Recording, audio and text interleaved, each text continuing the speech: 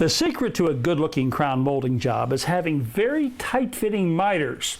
Now, that can be a difficult proposition. It can also be a lot easier using a tool like this combination protractor.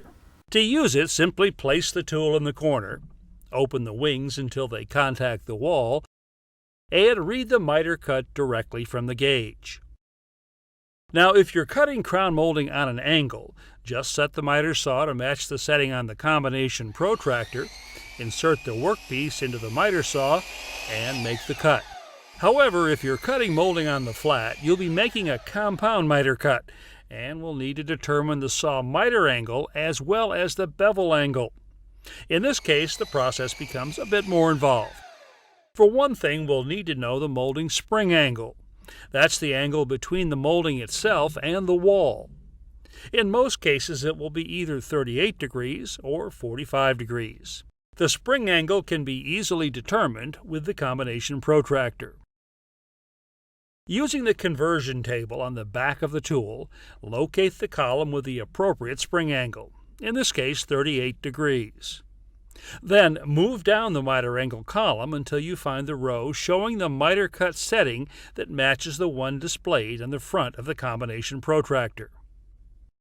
Next, read the miter angle and set the saw to match.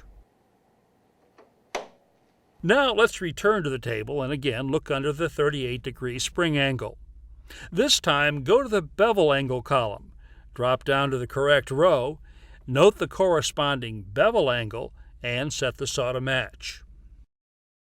The saw is now set to begin cutting this particular corner. When cutting crown molding, the orientation of the workpiece to the saw is critical. In this example, I've labeled the right and left-hand pieces as well as the bottom edges. When cutting the left-hand section on an inside corner like this, swing the saw arm to the right and place the workpiece to the left of the blade with the bottom edge away from the saw fence. To cut the right-hand section, swing the saw to the left and place the workpiece to the left of the blade with the bottom against the fence. Here's how to handle an outside corner. Use the combination protractor to measure the wall angle and calculate the miter and bevel angles. Here too, I've marked the molding for orientation.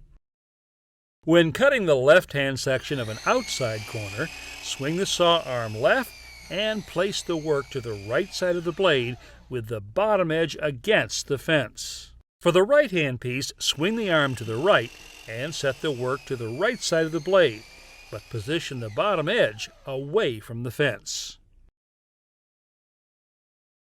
So if you want a professional-looking job without a lot of the hassle, well, you might want to try a combination protractor.